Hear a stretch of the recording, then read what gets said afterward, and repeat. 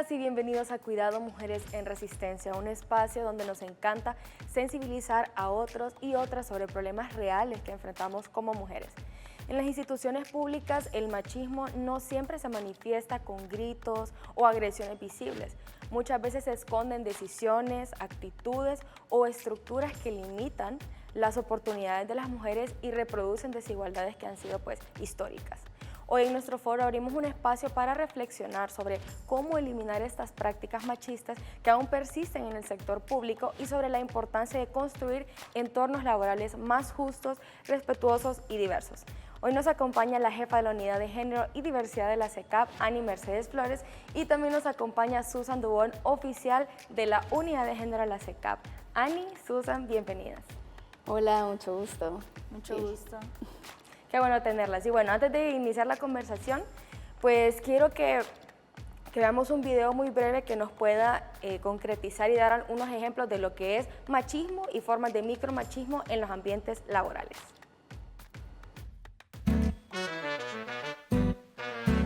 El machismo en el trabajo se manifiesta a través de actitudes, normas o prácticas que discriminan o limitan a las mujeres por razón de género, afectando su desarrollo profesional, su seguridad o su reconocimiento.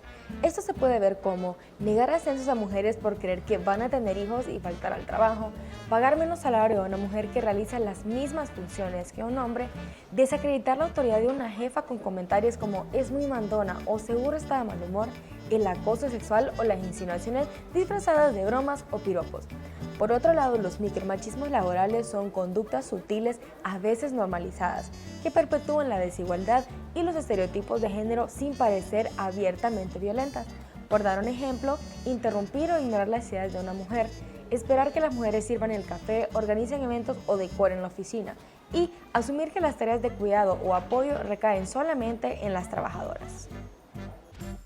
Bueno, chicas, para iniciar me gustaría preguntarles cómo se manifiestan las prácticas machistas dentro de las instituciones públicas. ¿Cómo lo han visto ustedes? Ani. Mucho gusto. Mi nombre es Ani Flores, soy la nueva jefa de la Unidad de Género de la Secretaría de Arte y Cultura. Les saludo a todas las internautas, ¿verdad?, que están muy pendientes del programa Mujeres en Resistencia. Es un gusto porque realmente es eso, las mujeres siempre estamos en resistencia y así como nosotras, también otros sectores que de manera transversal nosotras identificamos que estamos vinculadas a todo ese tipo de exclusiones.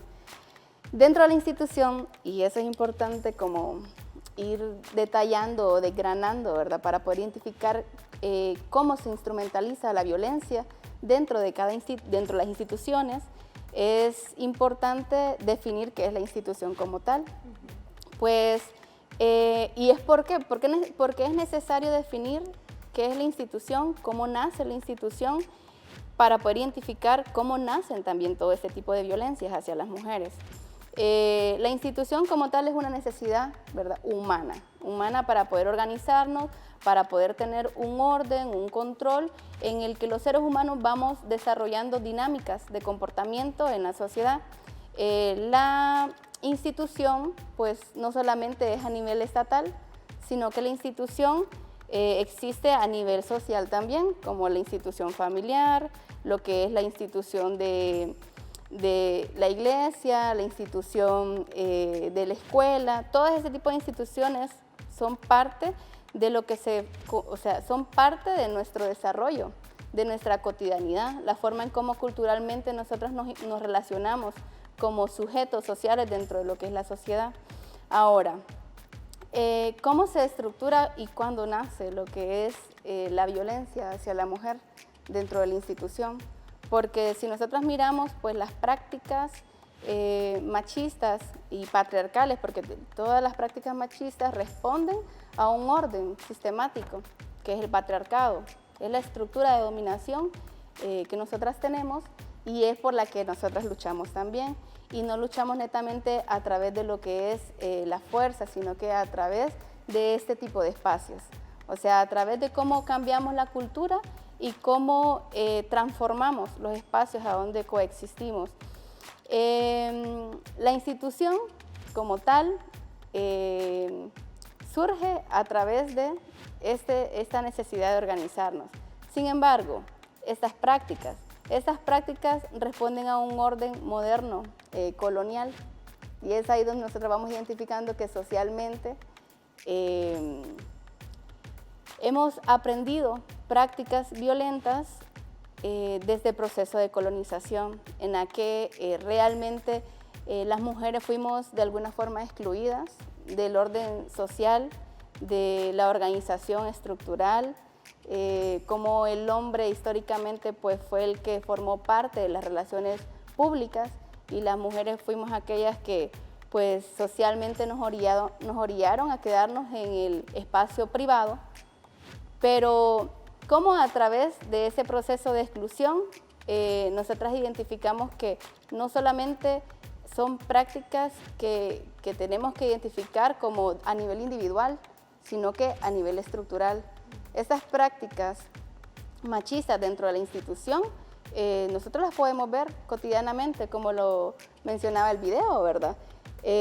Pues no se miran, son micromachismos que se pueden reflejar, por ejemplo, que las únicas encargadas de las dinámicas, como por ejemplo los protocolos, el tema de la decoración, las únicas encargadas somos las mujeres, como que si nosotras no podemos participar dentro de los espacios de planificación, dentro de los espacios de creación de proyectos, dentro de los espacios de reestructuración o creación de espacios que puedan ser como parte de un todo, sino que específicamente nos orillan a ciertas actividades que básicamente son pues, las actividades, como dirían, como extras, actividades extras, o por ejemplo nuestra participación, que también lo hacen como que si nosotras fuésemos como el ente sensible dentro del espacio. O sea, la mujer no puede hacer esto porque es que ella solo tiene limitaciones para participar. No tiene mente fría también. Exacto. Decir eso. Entonces, esas son las prácticas que nosotros miramos y lo podemos ver a nivel de la institución, como por ejemplo, pues el acoso, la descalificación, o lo podemos ver también en la exclusión. Sí. Susan, ¿y cómo se ha visto y qué trabajo han hecho ustedes desde la unidad de género para combatir en la CECAP este tipo de prácticas? Si en caso las han visto, ¿verdad? Pues parte del trabajo que hace la unidad es transversalizar la perspectiva de género, precisamente entendiendo las estructuras de dominación, las estructuras sistemáticas en cómo la cultura patriarcal limita la participación de las mujeres, limita también la perspectiva como más amplia del sentido humano, más que todo porque me gusta el enfoque que menciona Ani sobre qué es la institución y de dónde viene. Y, por ejemplo, las mujeres no habíamos sido consideradas ciudadanas, ¿verdad? Hasta recientemente, el siglo pasado. Y precisamente en la institución pública, en el Estado, nosotras fuimos reconocidas después del sufragio, ¿verdad? Para poder participar incluso en los puestos de poder y la toma de decisiones. Un dato interesante también sobre la propuesta desde las hondureñas para poder tener participación política es que en los años 20, desde aquí, desde Honduras, se hizo la propuesta de poder las mujeres ejercer el sufragio al mismo tiempo que estaba sucediendo allá en Estados Unidos. Desde los años 20 las mujeres de aquí vienen luchando por eso. Entonces, pongo en acotación este tema porque antes de llegar a la institución, primero hubo que luchar para ser consideradas ciudadanas, ¿verdad? Entonces, en ese sentido, también la construcción de las mujeres en la política y en el sistema estatal es una situación que hemos ido avanzando, evolucionando, ¿verdad? Poco a poco, y por eso también es que las unidades de género son un pilar importante para ir transformando la cultura, ¿verdad? Y la cultura en las instituciones, que es patriarcal, que es fría, ¿verdad? Que usualmente la política se ha visto como una cosa de hombres, ¿verdad? Como una cosa brusca, una cosa tosca. Por eso es que nos vienen a ubicar a nosotras en la parte logística, ¿verdad? Pero no en la toma de decisiones. Entonces, parte de el quehacer de la unidad de género es tener conciencia de lo estructural que es la cultura y el machismo para poder pensar en cómo vamos sensibilizando para transformar nuestra cultura y nuestras prácticas, porque al final nosotras vamos construyendo poder, vamos construyendo participación y lo vamos teorizando además, ¿verdad? Porque es una cosa que es pensada, que también parte de las vivencias que tenemos las mujeres y el querer poder precisamente, ¿verdad? Pero el poder ¿para qué y para quiénes? Entonces, esa es otra de las cosas que si entendemos el patriarcado como tal, trata de ejercer poder sobre, ¿verdad? Entonces, entender el concepto de patriarcado es entender las relaciones de poder y que la base de este ejercicio de poder es ubicar al otro por debajo. Entonces, ¿qué es lo que hacemos las mujeres también históricamente y culturalmente? Vamos tratando de poder vincular a todos los sectores sociales, cuidar, ¿verdad? Que así, cuidar y cuidado, ¿verdad? Porque hay mujeres en resistencia.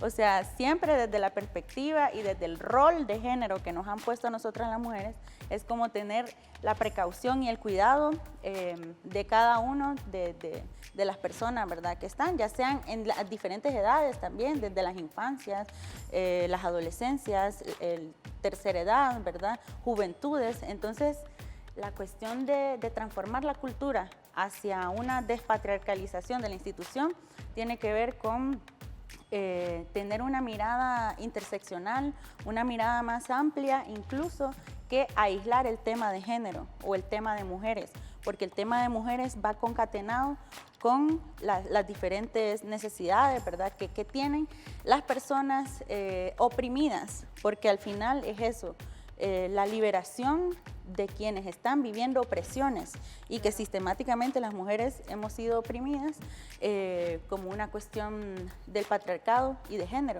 pero no solamente las mujeres somos afectadas por el patriarcado. Los mismos hombres también.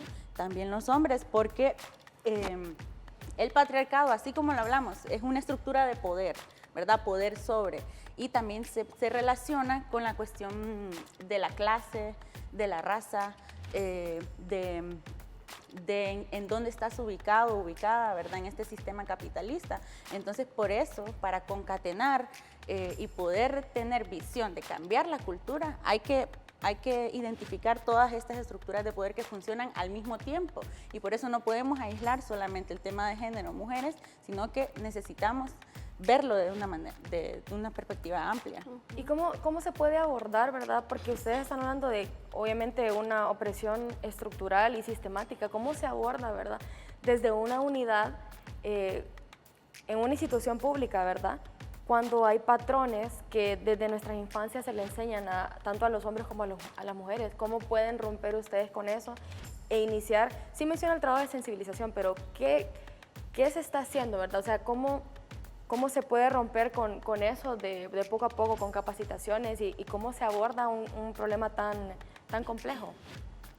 Sí, es que básicamente romper con todos estos patrones estructurales va a ser difícil, pero no imposible. Ya es algo que lo hemos venido haciendo históricamente por siglos. Todas nuestras ancestras, nuestras antepasadas, pues han estado luchando y somos nosotras las encargadas de poder continuar con este proyecto de cambio, este proyecto que oriente a la liberación, como ya lo mencionaba Susan, de todos estos sectores que han sido históricamente oprimidos. Y eso lo vamos a hacer a través de una concientización permanente y también una formación permanente, porque básicamente pues el sujeto como ser social tiene que tener el interés y la necesidad de vivir en un espacio, en un mundo que sea libre de violencia para todas las personas. Este mundo tiene que también como existir para el buen vivir, y el buen vivir tiene que ver con todas las existencias. Nosotras tenemos que tener, y eso también nos vamos vinculando con todo tipo de vida que existe dentro de nuestros territorios. Al final, muchas mujeres que han perdido su vida, que les han arrebatado su vida por la lucha y la defensa de la vida misma, no solamente han luchado, como Berta Cáceres, que aquí la tenemos, ¿verdad? No solamente han luchado por los ríos, por los bienes comunes, sino que también por la vida misma de la mujer. Al final, la mujer viene a simbolizar, viene a significar como el ente no solamente creador de vida, sino que también la sujeta que es capaz de poder transformar todo lo que está a su alrededor. Entonces, no es algo que va a ser muy fácil, pero es algo que se tiene que ir insertando, no solamente en las instituciones del Estado, sino que también dentro de lo que son los programas educativos, que por eso también los espacios feministas, los espacios de mujeres organizadas, impulsan lo que es la transformación cultural a través de los programas de formación educativa, porque es necesario que a lo interno de, por ejemplo, de las escuelas, a lo interno de los hogares, como este tipo de programas también son esenciales para poder ir transformando la conciencia, las ganas, la necesidad que tienen aquellas personas de que pues estamos siendo oprimidas de tener más y más, o sea, cada día más compañeras, más compañeros que podamos transformar, que podamos crear espacios que sean libres de violencia, espacios que puedan ser armónicos con la existencia de la vida. Por eso es importante. Nosotras sí motivamos y animamos de que nos organicemos en todos los espacios donde nos encontremos, porque la organización, ese espacio político que se necesita, no solamente es parte de una necesidad, sino que es parte de la existencia. Para que nosotras tengamos una vida en la que podamos confluir con todos los demás, tenemos que participar dentro de ella, y participar activamente dentro de lo que es la transformación social es esto, organizarse, es hablar, es juntarse, es discutir. ¿Por qué? Porque cuando usted hace eso, también identifica cuáles son todos estos patrones culturales que le han atravesado su cuerpo a través de la violencia. Si nosotras nos juntamos, recreamos espacios colectivos, identificamos que mi madre, mi abuela, mi tía, mis primas, todas han sufrido sistemáticamente estos mismos patrones de violencia. Pero cuando nosotras hablamos y dialogamos con ellas, creamos ese espacio para poder transformarlo en conjunto, si nos entendemos, si nos escuchamos. Por eso es lo importante, porque cuando el sistema ha atravesado por nuestros cuerpos y nos ha violentado de una capacidad en la que nosotros no podemos responder, porque eso es básicamente lo que pretende el sistema patriarcal, que la mujer se excluya socialmente, que la mujer no tenga espacios, que no participe dentro de la vida política, de que la mujer pueda estar sometida en un espacio reducido en la que ni tan siquiera se siente parte de sí misma, donde se ha despersonalizado, donde ha perdido identidad. Entonces, es ahí donde nosotros tenemos que afrontar ese tipo de dinámicas, cuando a las mujeres nos quieren sacar de nuestro cuerpo, porque al final identificamos muchas mujeres que están recibiendo violencia a nivel intrafamiliar, mujeres que ya no se quieren ver al espejo, que ya no se sienten bellas, que no quieren salir con sus amigas, sino que solamente quieren estar ahí, y es ahí donde nos quieren orientar. Ese tipo de prácticas, aunque por muy pequeñas que las miremos, que participan dentro de cada uno de los espacios sociales de nuestra vida, se convierten en prácticas muy destructivas para la vida, que incluso llegan y terminan en el feminicidio. Entonces, ¿cuál es la tasa de feminicidio que tenemos en nuestro país, en Latinoamérica? Pero esta violencia responde a la falta de comprensión de la vida de la otredad, la alteridad. O sea, ¿por qué nosotros no nos situamos en un espacio para comprender cuál es la vida y la existencia misma de la compañera? ¿Por qué no creamos y construimos políticas que sean orientadas para que esta persona pueda participar dentro de nuestros espacios?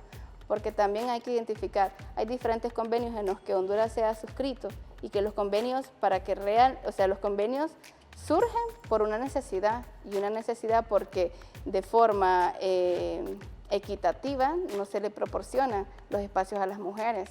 O sea, nosotras por eso es que también cuestionamos bastante dentro de los diferentes espacios feministas que nosotras no luchamos por la igualdad, luchamos por la equidad de género.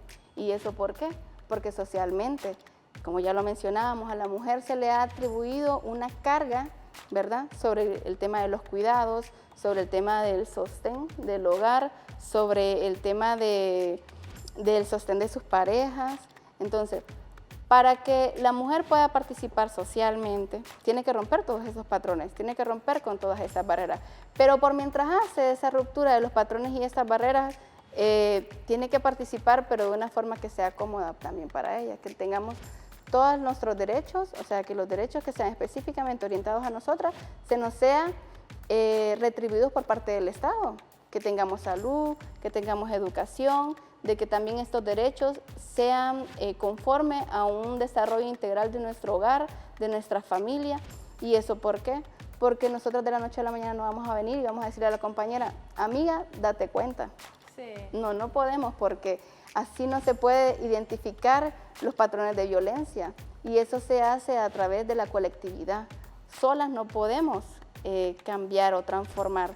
Una golondrina no hace verano, lo mencionábamos, pero sí es importante de que nos juntemos, de que construyamos redes de apoyo, de que hablemos con nuestras madres, compartamos con nuestras tías, identifiquemos el árbol genealógico que tenemos, también identificando ese árbol genealógico y logrando como escarbar o interpelar toda la historia, vamos a poder identificar cuáles son todos esos patrones, identificar si esos patrones los venimos reproduciendo en el hoy, en este momento. ¿Cómo podemos contrarrestar estas violencias que se ejercen contra nuestros cuerpos también? Pero como lo mencionábamos, eso no va a ser como que nos caiga como una varita mágica. Eso se construye a través del diálogo, se construye a través de los espacios colectivos. Entonces, así es como nosotros podemos identificar de que se pueden construir espacios para la transformación. Por eso este espacio es fundamental. Más espacios como estos se tienen que crear para que las mujeres tengan la participación, porque tengan la voz, que podamos poder reproducir el pensamiento, que el conocimiento no solamente se quede en nosotras, sino que podamos compartirlo. Claro, Susan, ¿qué querías agregar algo? Sí, quiero agregar algo con el tema de la vida como tal, el buen vivir, y es una de las enseñanzas porque es que las prácticas feministas o las prácticas contra el sistema patriarcal que nos oprime a las mujeres, pero no solo a las mujeres, sino que también a las infancias, también a la propia naturaleza. Las compañeras comunitarias nos enseñan, por ejemplo, que el cuerpo también es un territorio y es un territorio de defensa, ¿verdad? ¿Y por qué? ¿Por qué este concepto? Decían las compañeras bolivianas, el patriarcado, ¿de dónde nace el patriarcado? El patriarcado va a la par también del capitalismo, porque ¿a dónde aprende a explotar la humanidad? Aprende a explotar en la tierra y en el cuerpo de las mujeres, ¿verdad? Porque la tierra también crea vida, ¿verdad? Entonces, por eso es importante darles enfoque, esas otras dimensiones, ¿verdad? Al tema género, al tema mujeres, porque al final es una cuestión de comunidad, porque las mujeres no vivimos solas y aisladas. Las mujeres, precisamente porque así son las estructuras sociales, ¿verdad? Es que se nos quiere aislar para que no tengamos participación comunitaria, pero hay que recordar que esto es parte de la herencia colonial, ¿verdad? Y también hay que recordar y poner la mirada hacia atrás, hacia nuestra historia, hacia nuestras raíces, hacia las prácticas de los pueblos originarios de Honduras, ¿verdad? Porque desde ahí podemos también tener luces de cómo crear nuevas dinámicas que al final no son nuevas, sino que es recuperar ese pasado, ¿verdad? El cual no tenía esa lógica del capitalismo colonial que nos vinieron a implantar.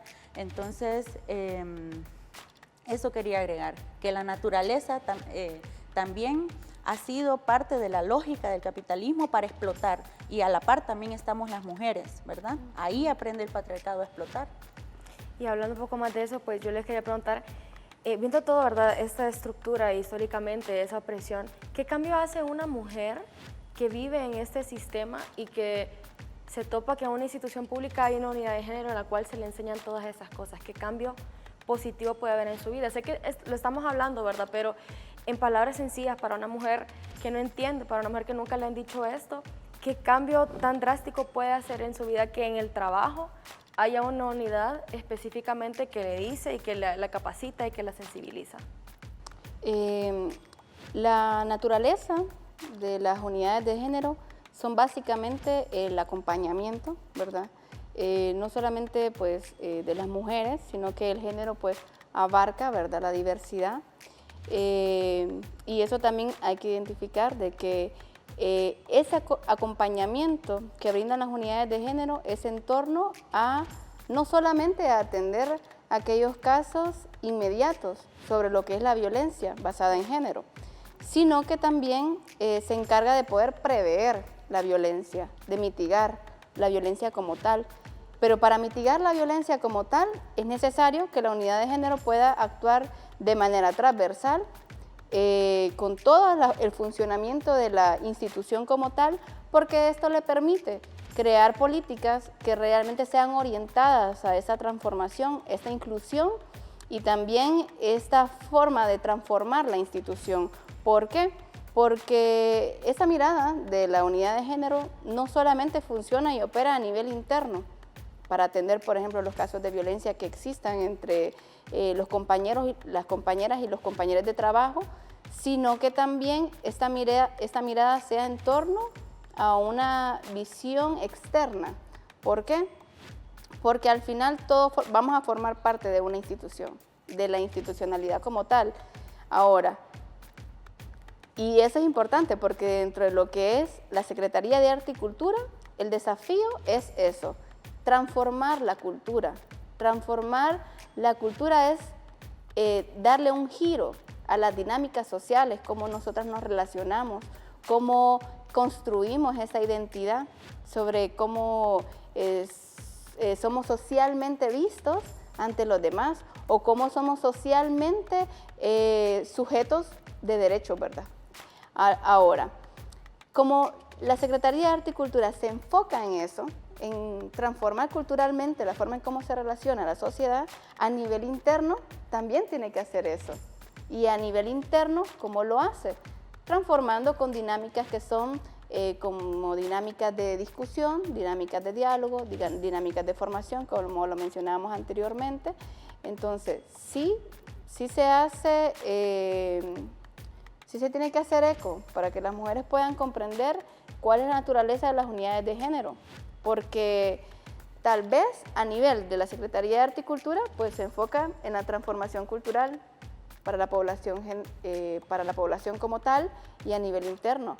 Pero en todas las unidades de género tienen ese programa, tienen esa visión de transformación, tienen esa visión de brindar acompañamiento, de poder resguardar de manera empática, sin la necesidad, porque eso también se identifica de que son errores que se cometen a nivel institucional con todos los aparatos de justicia, ¿verdad? Para poder brindarle una justicia reparativa a las mujeres, que no sea revictimizante, que esta justicia realmente pueda comprender cuáles son los alcances que esta mujer necesita o que esta compañera o este compañero necesita para poder transformar su realidad, para transformar la situación en la que actualmente se ve sometido.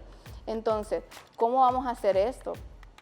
Como lo mencionábamos, no revictimizando, teniendo herramientas necesarias que puedan hacer un abordaje de manera empático, un abordaje que realmente sea pedagógico, que sea orientado a una justicia reparativa y que realmente se le pueda proporcionar esta reparación como la mencionamos, porque no se puede dejar netamente a nivel dogmático, sino que tiene que ser a nivel práctico. ¿Y cómo se puede motivar a los hombres dentro de las mismas instituciones a ser aliados en la eliminación del machismo que se da en este discurso, ¿verdad? Bueno, precisamente los procesos de sensibilización no son una cosa que es de la noche a la mañana, ¿verdad? Pero sí es importante trabajar diferenciando los géneros, ¿verdad? Trabajar con grupos de hombres, trabajar con grupos de mujeres. ¿Por qué? Porque cada uno tiene sus temáticas. También cada uno y una vive diferente la vida como tal, ¿verdad? En este sistema, atravesándole diferentes contextos a cada persona. Entonces, por ejemplo, los hombres no tienen espacios para dialogar sobre sus vivencias pensándose como hombres, ¿verdad? Como tal, cuál es su posición en esta sociedad, y no ver tampoco la transformación del machismo como una cuestión punitiva hacia ellos mismos, sino como una cuestión de aporte, de convivir desde el respeto, desde dinámicas que aumenten el valor humano, pues, de las convivencias, porque al final este sistema que nos enseña a estar compitiendo también entre hombres y mujeres, entre hombres, ¿verdad? O sea, es una cuestión que tiene que ver con ir estimulando las sensibilidades humanas, sobre todo, ¿verdad? Y identificar los patrones y los estereotipos de género en los cuales nos han criado. Entonces, también creo que es una cosa que tanto las mujeres como los hombres hay que liberarnos de diferentes opresiones. Y, por ejemplo, las opresiones en los hombres, ¿cómo se da también? ¿Cómo la ejerce el sistema patriarcal? No es lo mismo ser un hombre campesino a ser un hombre empresario, ¿verdad? Además blanco, no es lo mismo.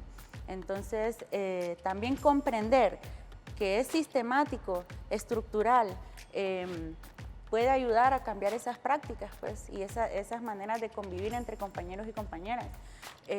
También depende de los rubros, son las dinámicas de cómo se ejerce el machismo a nivel profesional, ¿verdad? En las instituciones. El rubro de la música, el rubro de la administración, de la abogacía, ¿verdad? Cada disciplina tiene sus métodos desde donde se puede ejercer el poder, pero también identificar eso nos ayuda a poder crear caminos para la transformación, ¿verdad? De las culturas que hay en los diferentes departamentos que pueda trabajar las compañeras y los compañeros en la Secretaría. Entonces, creo que para poder ir abriendo ese camino de sensibilización es importante como no ver esta transformación del machismo como una cuestión punitiva, sino más bien como una cuestión que nos va a ayudar a tener una vida más tranquila, una vida donde convivamos desde el respeto entre todos, todas y todes. Susan, y para un hombre que no identifica aún lo que es, no sé, ¿verdad? Me imagino que puede existir, que no identifica que vive él mismo bajo esa opresión, ¿qué ejemplos podría dar de hombres que viven bajo ese sistema y que no se dan cuenta, tal vez? ¿Cómo se pueden identificar ellos como, sí, yo estoy viviendo también bajo esa presión del machismo? Pues yo creo que identificar la cuestión de cómo la clase puede oprimir a un hombre, creo que puede ser un punto de partida. Lo otro es tener esa autocompasión también, ¿verdad? Por ejemplo, las estadísticas de suicidio se dan más en hombres que en mujeres a nivel mundial, ¿verdad? ¿Por qué? Porque culturalmente no se les enseña también es como lo cuestiono, porque no es que tampoco las mujeres les tienen que enseñar, ¿verdad? No, es una cuestión de pensarse y repensarse como humanos y humanas, pues nada más que los estereotipos nos van limitando para no aperturar nuestra mentalidad, ¿verdad? En esta transformación de querer tener una vida libre de opresiones y violencias.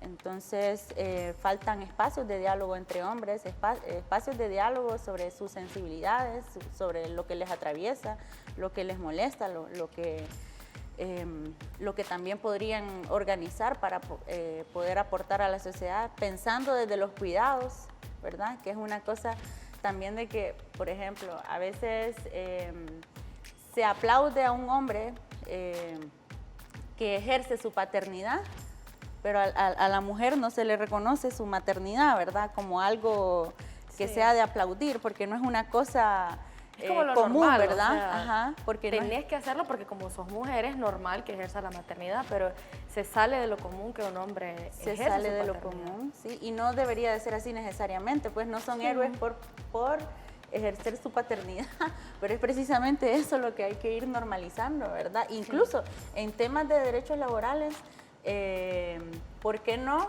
Los hombres también podrían tener su espacio de paternidad cuando acaban de tener que eso un hijo, también ¿verdad? sería involucrarse dentro del tema del desarrollo integral del infante, porque al final sí está, y aunque también es limitado, pues el derecho que tiene la mujer para poder dedicarle tiempo al cuidado del bebé, o sea, en el proceso de la gestación es muy limitado. O sea, nuestro país se ha quedado bien corto en el tema de las conquistas de los derechos laborales, que esperamos que, bueno, que eso se pueda ir cambiando, porque todavía hay muchos derechos que tenemos que conquistar, solo que hay que poner más fuerza, más presión y más como empeño, ¿verdad? Los hombres no tienen, o sea, no tienen como la posibilidad de poder cuidar en conjunto con la madre al menor cuando nace. Entonces también este desarrollo integral familiar tiene que ser parte de una actividad que sea recíproca y que sea en conjunto, porque también es eso, y como lo mencionaba Susan, dentro de lo que es la forma en cómo se concibe al sujeto, al hombre como tal, en la sociedad, es aquel hombre que es fuerte, es aquel hombre que es rudo, que entre más rudo y más fuerte es, más aceptable socialmente, pero que esa rudeza, que esa forma en cómo se performa el sujeto es violentatorio para otro ser. Entonces también el hecho de que la sociedad no permita que el hombre se sensibilice con la vida misma, eso transgrede otras vidas. Y es por ello que también, y como pues nos dirigimos a la comunidad, ¿verdad? Pues a la población nacional, es eso, que en el seno familiar, de forma integral, nosotros tenemos que ir trabajando y construyendo como nuevas formas de vivir, escuchándonos, no solamente escuchándonos entre mujeres, sino que escuchándonos a todo el núcleo familiar, escuchando, por ejemplo, a la infancia, porque eso también es parte de estas dinámicas que construyen sujetos que están aislados de las emociones, sujetos que no comprenden o que no entienden cómo sentir en determinado momento de la vida. Entonces también miramos sujetos que realmente no se sienten como vinculados emocionalmente con las otras personas, se sienten aislados porque no hablamos sobre ello. Miramos a las infancias que, por ejemplo, constantemente están hablando, hablan con sus padres, hablan con sus tíos, ¿y qué es lo que pasa? En algunos círculos familiares es como, no, ya, hablas mucho, ya, déjame que estoy viendo la novela, o déjame que estoy cocinando, o déjame que estoy haciendo esto. Entonces siempre la infancia queda en último lugar, pero es desde la infancia en que se empiezan a construir sujetos que sean socialmente adaptables en el sentido de que se puedan construir en colectividad, que puedan comprender a la otra persona, que sepan que la otra persona siente, que la otra persona se puede expresar, que la otra persona necesita vivir en espacios que sean armónicos para su desarrollo personal. Entonces, por eso es que es importante el trabajo con las infancias, pero no necesariamente vamos, porque yo había como leído algo, no sé si fue como un meme de que hay que eliminar a todas las personas adultas porque ya no se pueden cambiar. No es así. Solo trabajemos con las infancias. No es así. Vamos a trabajar con las infancias porque es importante el desarrollo integral del menor, pero también es importante que como adultos podamos identificar cuáles son todos estos patrones culturales que nosotros hemos aprendido en nuestras infancias. O sea, ¿por qué yo no me puedo expresar libremente, por ejemplo, con mi pareja? ¿Por qué no le puedo decir que me siento mal porque he tenido un día de trabajo sumamente cargado, ¿verdad? ¿Por qué tengo que ser la persona fuerte siempre? porque si yo me vulnerabilizo con la otra persona, voy a ser atacado socialmente. Entonces son esas barreras que tenemos que ir rompiendo, porque al final todos somos seres sintientes, o sea, sentimos y pensamos. Entonces también a través de la forma en cómo sentimos, vamos transformando. Y si nosotras no damos, y si los hombres, por ejemplo, no expresan lo que sienten, no pueden transformar cómo viven, cómo se sienten también. Entonces, esas dinámicas del sentir no solamente son para nosotras como mujeres, no solamente nosotras sentimos, también los hombres sienten, y por eso les animo de que estamos a tiempo para poder transformarnos, estamos a tiempo de poder identificar que la otra persona que está a su lado es una persona que puede tener otro tipo de vida, una vida que sea equilibrada con la naturaleza, que sea equilibrada con la existencia misma, ¿verdad? De todo el núcleo familiar, todo su entorno. Entonces, por eso también es importante pues, identificar de que estos procesos de formación y que a nivel institucional pues no solamente son para las mujeres, sino que también son para los hombres, para que identifiquen que estas prácticas que se reproducen socialmente, pues no son ya socialmente como, vamos a ver, como una ley que usted tiene que seguir. Usted tiene que ir identificando que son cosas que tiene que ir rompiendo, que son prácticas que puede ir transformándolas porque le transgreden a usted mismo como sujeto. Entonces es eso, identificar de que estas prácticas patriarcales no solamente afectan a las mujeres, sino que también afectan a todo tipo de vida al final. Son parte de un orden sistemático. Bueno, muchas gracias. Ya tenemos que ir finalizando, lamentablemente. Sí, se nos ha ido, verdad que se va volando. Pero, no, bueno, poco me tiempo. gustaría que ya para cerrar dieran unas palabras muy breves, ambas, ¿verdad?, de conclusión. De qué mensaje le quieren dar, ¿verdad?, a esa ciudadanía que nos está viendo, a cómo, bueno, ya dijo Ani eso, ¿verdad?, de identificar esos patrones, pero unas palabras de cierre que pueden dejar a la audiencia que nos está viendo sobre este tema. Susan, y finalicemos con él. Pues creo que todas, todos y todes necesitamos una vida que sea tranquila, una vida que sea apacible, una vida que sea posible poder crecer como personas. Entonces, para que las personas podamos confluir de manera armoniosa, necesitamos cuestionarnos esas opresiones sistemáticas de cómo ejercemos el poder, ¿verdad? Entonces, hay que abrir la mente a la sensibilidad humana, y no solamente la sensibilidad humana, sino también la sensibilidad hacia la naturaleza, hacia los animales, porque confluimos en un solo mundo, en la Tierra, pues. Entonces, es una de las cosas que también desde las mujeres se ha promovido, la vida y poder tener un buen vivir. Muchas gracias, Susanani. Bueno, yo básicamente, además de poder orientar en el sentido de que es necesario que pongamos cartas en el asunto, que la transformación no solamente es de unos cuantos, de unas cuantas, sino que la transformación es de todas, todos y todes, de que esta vida se construye por cada grano de arena que ponemos entre todos, que esta es una casa en común, y en la casa tenemos que ir identificando cuáles son los elementos para poder tener una buena existencia, tener un equilibrio con todas las demás personas. Y este mundo es nuestra casa, este país es nuestra casa y es nuestra responsabilidad transformarla. Que entre mayor desarrollo y mayor crecimiento tenga mi hermana, tenga mi tía, tenga mi tío, mi padre, para mí es un logro, es un orgullo. Y asimismo, la persona que está a mi lado, trabajando constantemente para que el país se pueda transformar. Por lo tanto, la persona que está conmigo trabajando duro para que este país pueda cambiar es para mí importante de que pueda tener un desarrollo personal, un crecimiento, que ese crecimiento tiene que también ser provechoso para mí, porque entre más fuertes somos, más cambios vamos a tener. Así que muchas gracias. Muchas gracias a ambas, Susan, Ani, ha sido un placer tenerlas aquí, Comunidad de Género. Pues una bienvenida también al programa porque estás nueva, Ani, y pues excelente tenerte en el programa y espero que no sea la última vez que ambas estén aquí. Así que hemos llegado al final de este espacio de conversación, pero no se despeguen porque después de esta breve pausa viene nuestro segmento Hablando de Arte. Y pues hoy conversamos con Paola Cárcamo, una reconocida bajista hondureña que se abre camino en diferentes espacios musicales. Muchas gracias.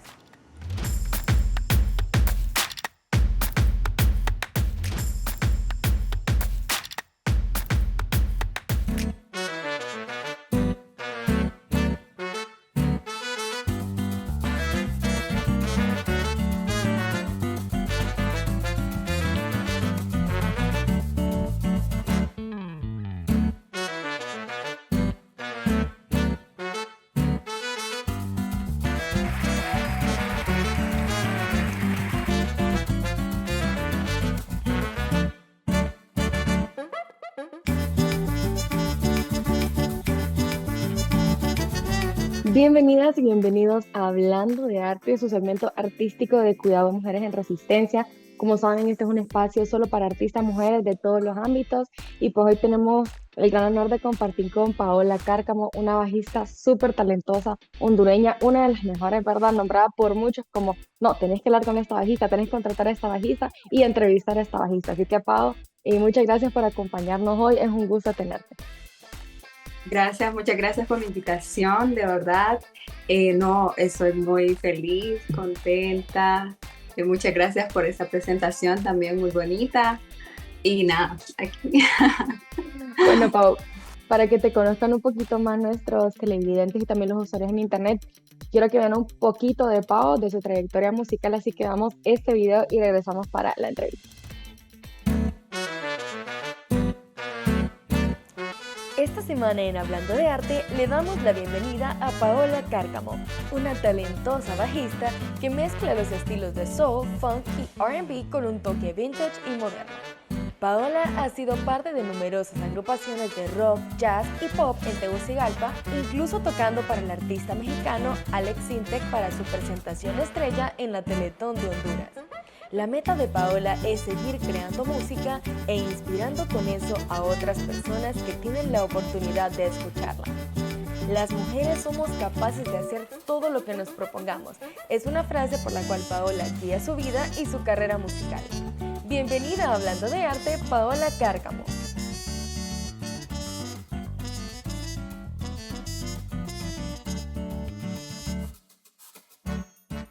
Bueno, Pau, mencionabas en tu reseña artística y platicando previamente con vos que creciste rodeada de música. ¿Cómo fue ese el caso? No sé si nos puedes explicar un poco de tu niñez y cómo se sintió eso, ¿verdad?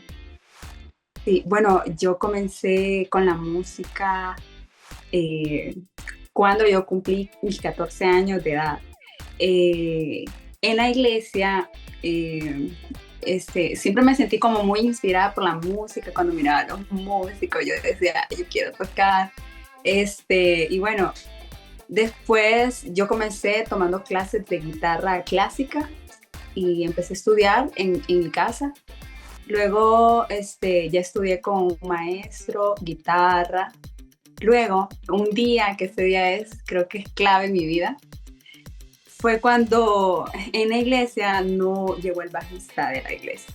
Entonces me preguntaron a mí, ¿pero vos puedes tocar el bajo? Me dicen. Y yo, sí puedo. Y realmente nunca había tocado el bajo en mi vida. Entonces me mandaron la música, me mandaron las canciones para llegar a un sábado a ensayo. Entonces yo estudié la música tal y no sé qué. Y llegué a ensayo y desde a partir de ese día me quedé como la bajista en la iglesia y estuve ahí tocando por varios años y desde ahí yo supe, este es el instrumento que yo quiero estudiar y empecé a estudiarlo y se formó parte de mi vida desde ese momento. Oíme, literal, fue como un efecto mariposa para vos, ¿verdad? Algo que solo no llegó a una persona y cómo cambió tu vida y tu trayectoria. ¿Y por qué decidiste quedarte con el bajo a pesar de que todavía puedes tocar la guitarra? ¿Qué hace especial al bajo? Pues en ese entonces yo todavía estaba como descubriendo la música, escuchando muchísima música. En la iglesia comencé a escuchar bastante gospel, música bien fusionada como fusion jazz, el funk, R&B, ese estilo de música. Y también me crecí escuchando bastante como artistas músicos como Chicorea, Michael Camilo, que son pianistas de jazz. Muy influenciada también por mi hermano, que es músico, que en su tiempo pues él tocaba mucho. Y, y bueno, también me sentí muy influenciada porque escuchaba muchísimo esa música. Nora Jones ponía casi que todos los días, entonces es como que fui como sintiendo esa chispa de la música que yo quería eso. Entonces, cuando escuchaba el bajo yo decía, uy, ¿cómo suena eso? No sé qué. Entonces empecé a descubrir muchísimos músicos, ya más en el área como los bajistas, como prestarle un poquito más atención en ese lado del funk, como Marcus Miller, Victor Wooten, Abraham Laboriel, que fue uno de los primeros bajistas que me inspiró un montón. Y bueno, la verdad que a partir de ahí escucho muchísima música y siempre trato como de alimentarme todos los días.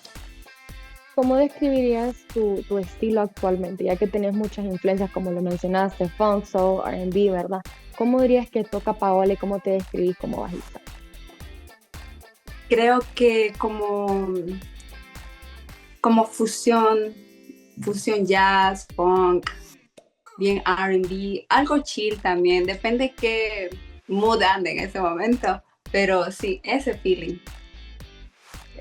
Pau, y para las personas que no conocen mucho el bajo, porque nosotros escuchamos música, ¿verdad? Pero creo que el bajo es uno de los instrumentos que pasa un poquito desapercibido para una persona que no tiene un oído musical. ¿Cómo le explicas a esas personas que no saben mucho de música cuál es la labor del bajo en la canción y por qué es esencial?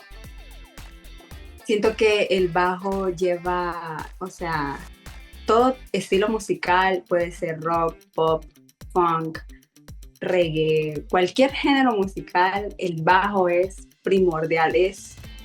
O sea, ustedes ponen una canción y le quitan el bajo a la canción, es como que le falta algo a eso, no está completa. Y entonces, cuando ustedes van escuchando y descubriendo eso, es como que el bajo es la base, es la base de todos los músicos, quien lleva la base, por así decirlo, de la canción, de la música. Y ha formado parte, ¿verdad?, de distintas bandas y proyectos locales. ¿Cómo dirías que eso te ha ayudado? Y si nos puedes hablar un poquito de esos proyectos, ¿verdad? ¿Cómo has ido creciendo? Bueno, sí, gracias a Dios he tenido la oportunidad de tocar con bastantes artistas locales, muy buenos, la verdad. Comencé, bueno, en redes sociales fue que me comenzaron a contactar esas bandas locales, ¿va? Y bueno, nada, me escriben y si estoy disponible y no sé qué. Entonces, sí he tocado con bastantes artistas, con diferentes géneros, cada uno en su rubro, como cumbias, pop, funk también.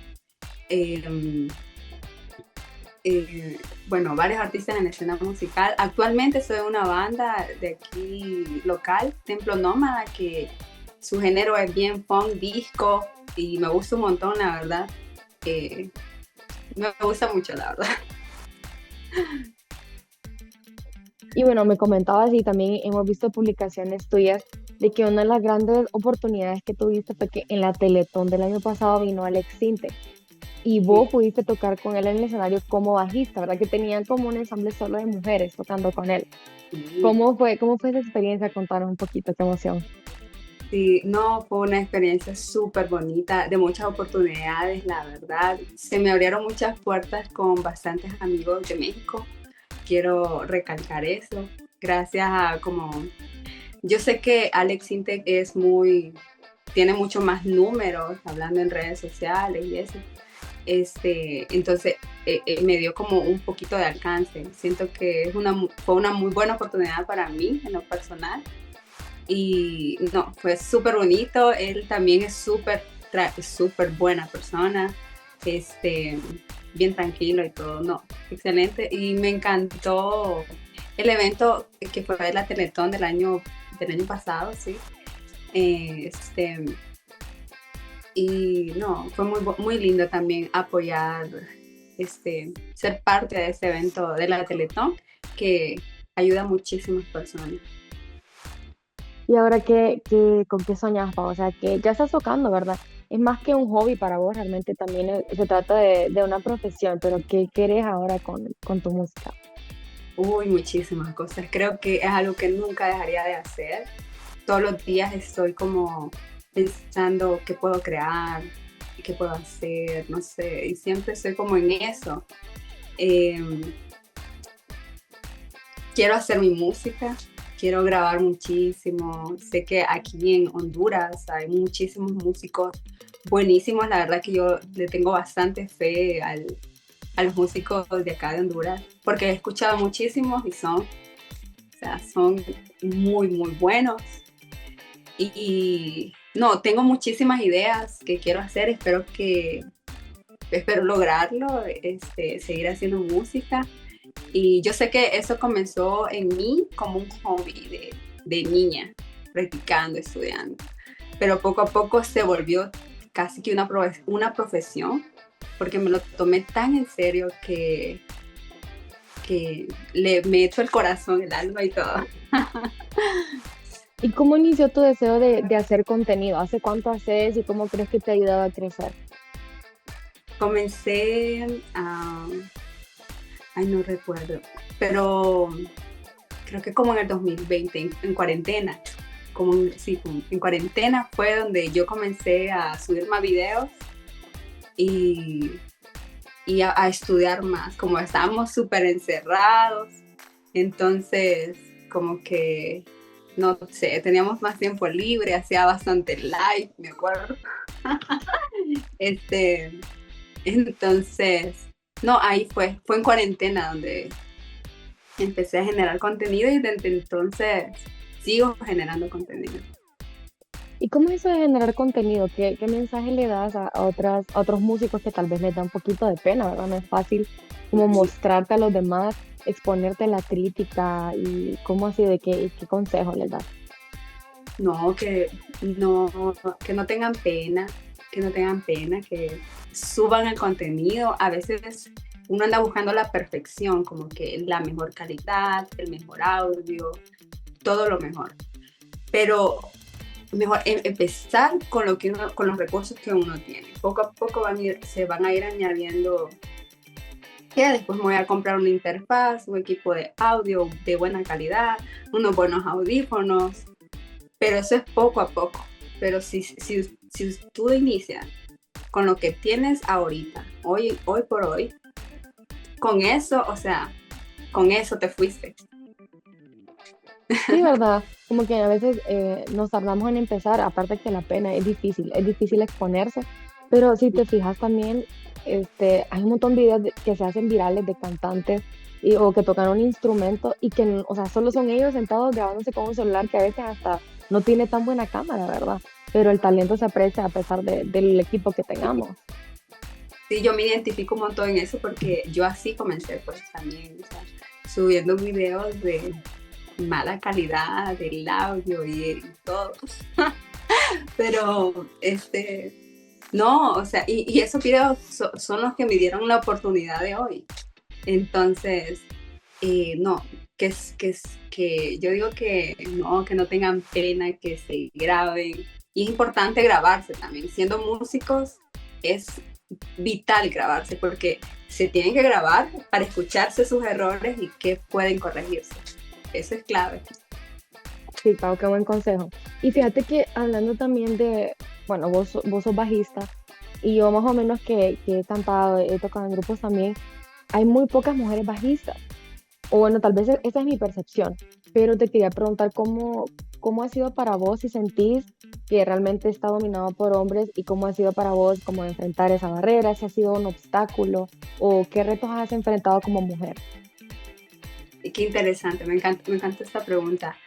Em, bueno, la verdad que sí, no hay muchas chicas que toquen el bajo. De hecho, cuando yo comencé, yo quería estudiar el bajo eléctrico.